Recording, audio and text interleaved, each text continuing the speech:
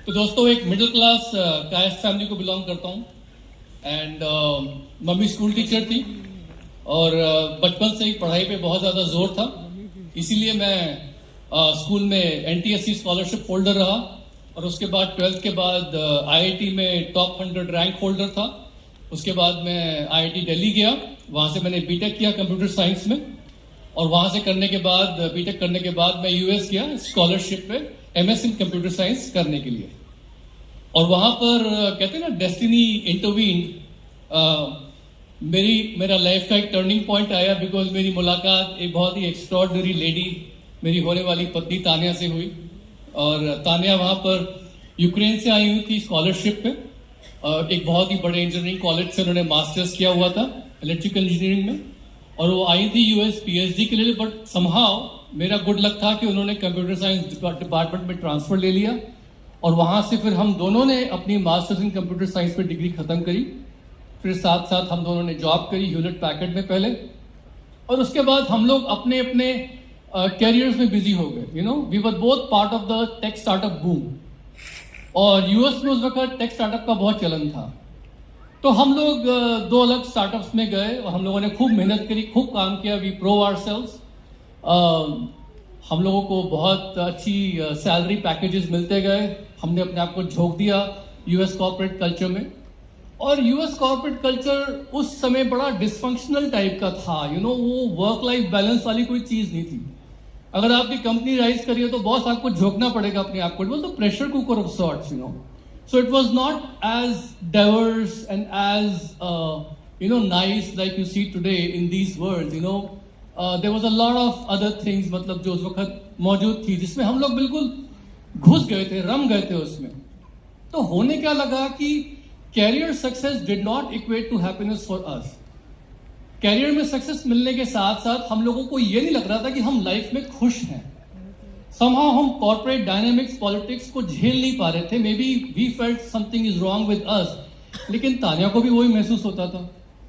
तो हम लोगों की सैलरी बढ़ती गई। हम लोग इतना टैक्स पे करते थे कि एक पॉइंट पे हमको बताया गया कि आप यूएसए के इतने टॉप परसेंटेज टैक्स ब्रैकेट में आते हो।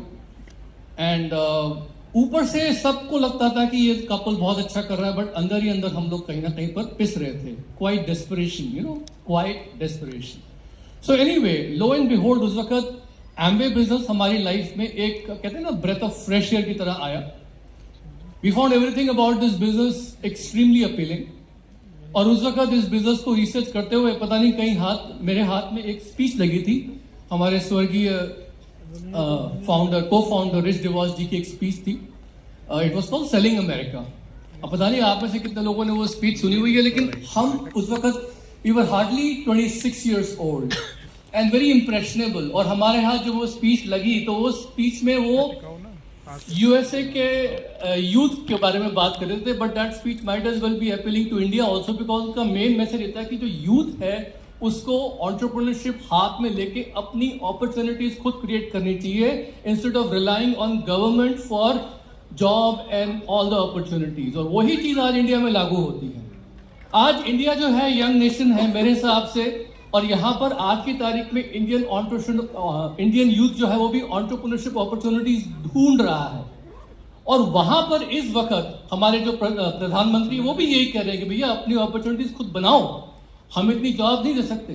तो उस वक्त मैं 26 साल का था और हम लोग 26-27 के आसपास we just got caught up in this whole euphoria and excitement about wow, मतलब क्या। तो मैं उनसे बहुत ज्यादा प्रभावित हुआ और हम लोग समहाउ इस बिजनेस में कूद पड़े।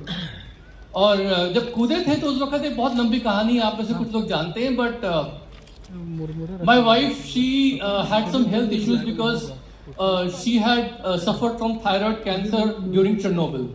तो उसके बाद हम लोगों ने जब बिजनेस शुरू किया तो उनको न्यूट्रोलाइट का हमारा एक प्रोडक्ट होता है XX, वो बहुत सूट किया। तो मुझे याद है कि हम लोग अर्ली डेज में, शुरुआत के दिनों में जब बिजनेस में हम नए थे तो हम लोग बगल में कैलिफोर्निया था, मेरा जॉब में कुछ प्रोजेक्ट था, मैं वहाँ गया, हम दोनों वहाँ गए। हम लोग लेक व्यू कैलिफोर्निया में उस वक्त यूटिलाइट के फार्म्स देख के आए थे। तो उस वक्त क्या होता था कि you can book yourself for the tours, you don't have to take prior appointment. तो वो जो पूरा सेटअप देखा हम लोगों ने वहाँ पर, ओ माय गॉश, उस वक्त हम लोग तो बिल्कुल वी वर लाइक फ्लैट हो गए हम लोग। तो हमको लगा कि ये बिजनेस जो है हमारे लिए फिट बैठता है। हालांकि हम बहुत नहीं, बहुत ज्यादा बिजी थे उस वक्त, मरने की फुर्सत नहीं थी। सो उस टाइम पे हम लोगों ने बिजनेस शुरू किया and we started building this business. और बिजनेस बिल्ड करते करते करते इतना मजा आया, हम लोग इतने पागल हो गए कि एक पॉइंट के बाद जाके जब मेरी कंपनी जहां पर मैं काम करता था उसका पब्लिक ऑफरिंग हुआ, उसके बाद हम लोगों को लगा कि we want to change tracks in life.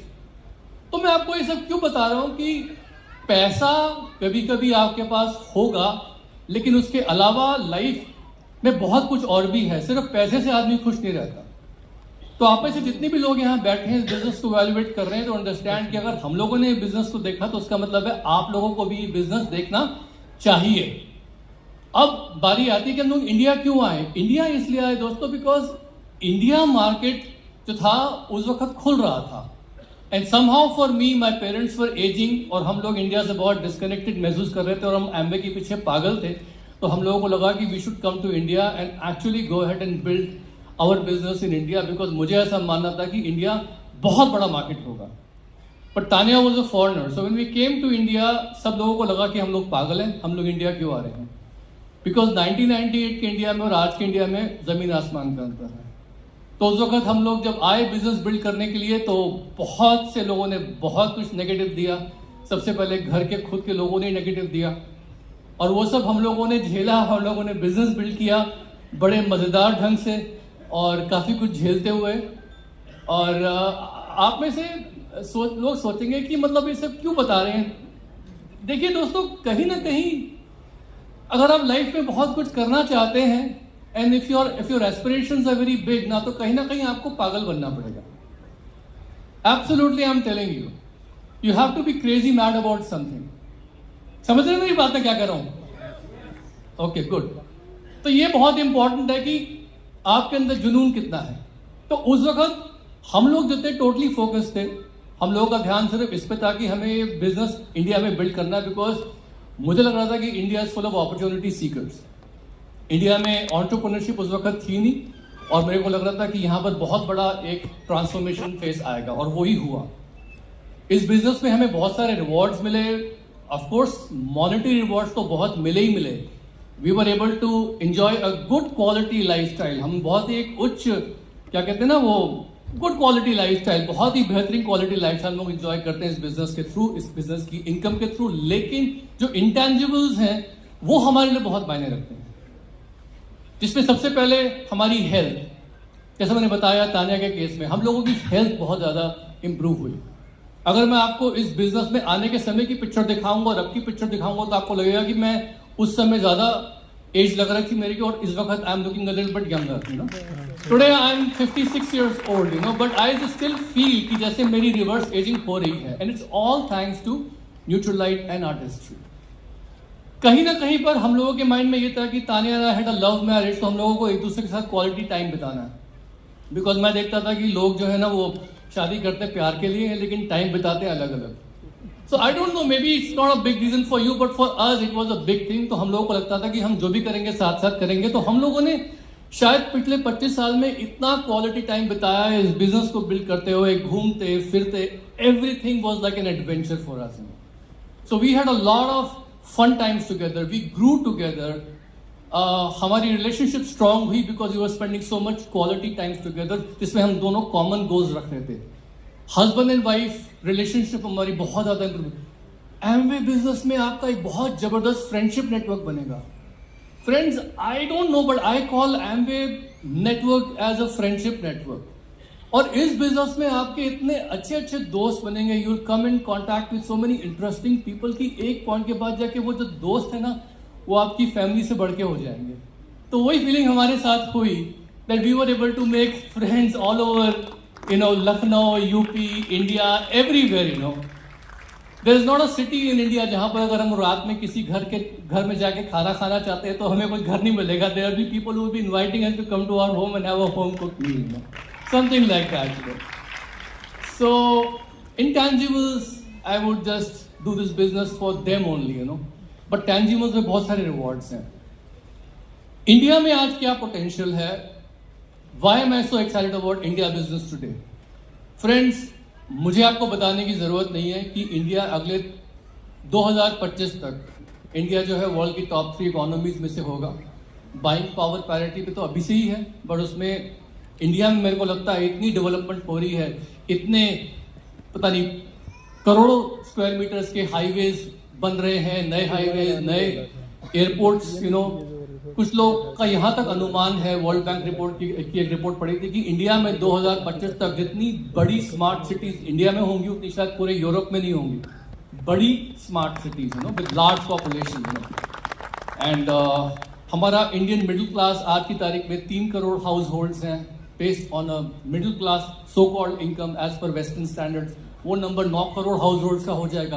तो all these bodes very well, all this urbanisation bodes very well हमारे बिजनेस के लिए, बिकॉज हमारे बिजनेस का आज मेन सेगमेंट हेल्थ और वेलनेस का है, जहां लोग पैसे खर्च करने को तैयार हैं to look and feel younger than they are.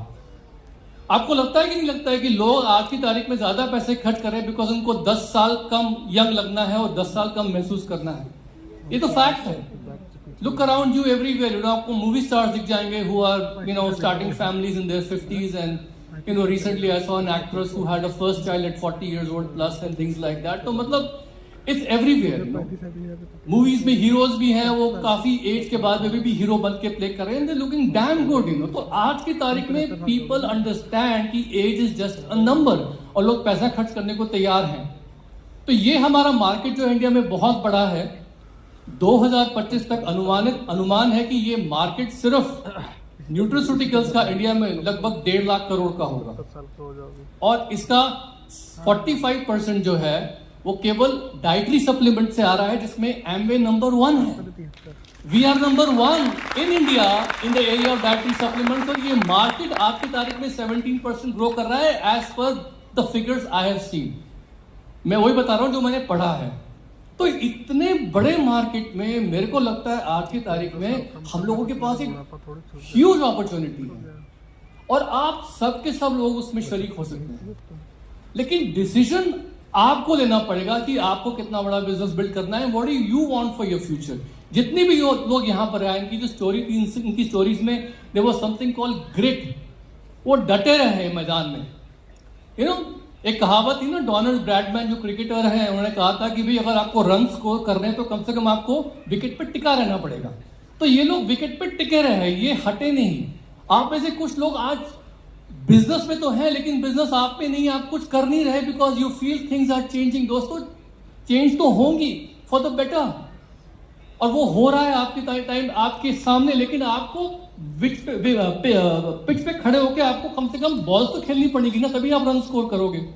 तो यहां पर इस वक्त मुझे क्या लग रहा है कि इंडिया में जितने भी लोग यहां बैठे हैं, सबको एक एंटरप्रेन्योर माइंडसेट कल्टीवेट करना पड़ेगा, जिसमें you have to proactively seek opportunities. Proactively आपको जाके अपने अपॉर्चुनिटीज, अपने मौके को तलाश करने पड़ेंगे, और वो करने के लिए आपको अपनी कंफर्ट जोन से बाहर निकलना पड़ेगा। कंफर्ट जोन में कि मैं घर में हूं, मोबाइल फोन हाथ में है, टाइम पास हो जाता है, पुराने यार दोस्त मिल जाते हैं, अगर आसपास कुछ मीटिंग्स है तो वहां चले आते हैं। दोस्तों, वो पुराना ढर्रा छोड़ के we have to think about the future. Future is so big कि उसको देख के डर लगता है कभी, बट हमें वो करना पड़ेगा। तो इस वक्त इंडिया में एक एंटरप्रेन्योर माइंडसेट की जरूरत है आप सब में। Number 1, you have to go out and proactively seek opportunity. Number 2, जब आप ये करेंगे, अपनी कंफर्ट जोन से बाहर निकलेंगे, आपको कहीं ना कहीं पर सेटबैक्स मिलेगा, कहीं ना कहीं पर नो सुनने पड़ेंगे, कहीं ना कहीं पर आपको चैलेंजेस आएंगे। तो थोड़ा मुक्का सहने की शक्ति आपके अंदर होनी चाहिए। कहीं मैंने पढ़ा था कि एक अच्छा एंटरप्रेन्योर एक मुक्केबाज की तरह होता है, जो मुक्के झेलता है और बिना एंथुजियाज्म, बिना मोटिवेशन के फिर भी वो आगे बढ़ता रहता है, बढ़ती रहती है। अपने अपलाइंस के थ्रू मिलेंगी। आपके अपलाइन एलओएस में जो भी है वो आपको सिखाएंगे क्या करना है। एमवे के जो ट्रेनर्स हैं बहुत बेहतरीन हैं, they will teach you how to position your products and solutions, वो आपको सब सिखाएंगे। लेकिन मुक्का सहने की शक्ति आप में होनी चाहिए। एंड वेरी वेरी इंपॉर्टेंट कि इस वक्त the name of the game is this कि इंडिया में पीयर टू पीयर सेलिंग बहुत ज्यादा तेजी से बढ़ रही है और लोग प्रोडक्ट खरीद रहे हैं ऑनलाइन जाके, शर्ट से लेके गाड़ी तक। लेकिन जो भी प्रोडक्ट खरीदते हैं उसमें चेक करते हैं कितने लोग उसे रिकमेंड कर रहे हैं, यानी किसी न किसी के रिकमेंडेशन पे वो भरोसा करते हैं। प्रोडक्ट का फीचर तो उन्हें देखना ही देखना है, उसके साथ साथ वो और लोगों का भी सुनना चाहते हैं कि वो कितना उस प्रोडक्ट को रिकमेंड करते हैं। तो आज की तारीख में हमें लोगों का ट्रस्ट, लोगों का भरोसा जीतना बहुत जरूरी है कि जो हम उन्हें रिकमेंड कर रहे हैं उस पर हम उनका कितना ज्यादा ट्रस्ट जो है वो बना सकते हैं उस ब्रांड में। तो एमवे में ब्रांड लेवल कन्वर्ट करने के लिए आपको बाय एग्जांपल लीड करना पड़ेगा। आपका ट्रांसफॉर्मेशन बहुत जरूरी है। कल मैं कुछ प्लैटिनम से बात कर रहा था, मैंने उनको एक ही बात बोली कि यार आप अगर ट्रांसफॉर्म नहीं होगे तो फिर कैसे चलेगा। अगर आप सीढ़ियां चढ़ते हो और आप हाफ रहे हो तो सामने वाले को कैसे बोलोगे इस प्रोडक्ट में दम है। अगर आप 1 किलोमीटर चल के थक जाते हो तो कैसे बोलोगे। तो कम से कम जैसे आप लोग अपनी बकेट लिस्ट बनाते हो अपने लाइफ की एस्पिरेशन की, वैसे वैसे आप एक बकेट लिस्ट बनाइए अपनी हेल्थ और वेलनेस एस्पिरेशन की। हो सकता है फंक्शनली फिट रहने के लिए किसी लेडी को सिर्फ ये करना है कि मैं अपने ग्रैंड किड्स के साथ खेल सकूं, मुझे इतना ही फंक्शनली फिट होना है, that is enough for her. हो सकता है किसी व्यक्ति का मन है कि मुझे बैडमिंटन खेलना है, हो सकता है किसी व्यक्ति का मन है मुझे मैराथन दौड़ना है। सब लोग मैराथन दौड़ने वाले नहीं मिलेंगे, तो जिसका जो गोल है उसको लिखवाइए, उसको मदद कीजिए, उसका ट्रस्ट जीतिए, रिलेशनशिप्स बनाइए लोगों के साथ और रिलेशनशिप्स निभा के रखिए। दैट्स वेरी वेरी इंपॉर्टेंट और यही हमें करना है। और इतना बड़ा market is right in front of us, it's there for our reckoning. हम कितना उसमें से हाथ ले सकते हैं, कितना अपना हिस्सा वो हमारे हाथ में है। तो मैं तो बहुत एक्साइटेड हूं, I am very excited, which is the reason why Tanya and I, even though we have US passports, but हम लोग इंडिया में ही रहते हैं और इंडिया में रहना चाहते हैं। जब कोविड का टाइम आया था तो हमारे पास कॉल आया था यूएस एम्बेसी से कि एक फ्लाइट जा रही है यूएस में, सारे यूएस एक्सपैट्स यहाँ से जा रहे हैं, आपको जाना है। हमने बोला no thank you very much, we are fine. तो वो भी सुन के हैरान होते हैं। So I am telling you कि the reason we are staying in India right now is because we feel कि the final chapter of Amway is still going to be happening in front of your eyes. Picture अभी बाकी है, बहुत कुछ होना बाकी है। आप सब लोग डिसीजन लीजिए, अपने अपलाइन के साथ टाइट रहिए, जो भी आपको बताया जा रहा है उससे मन लगा के कीजिए, and the future is going to be super super bright. Thank you very much, love you all.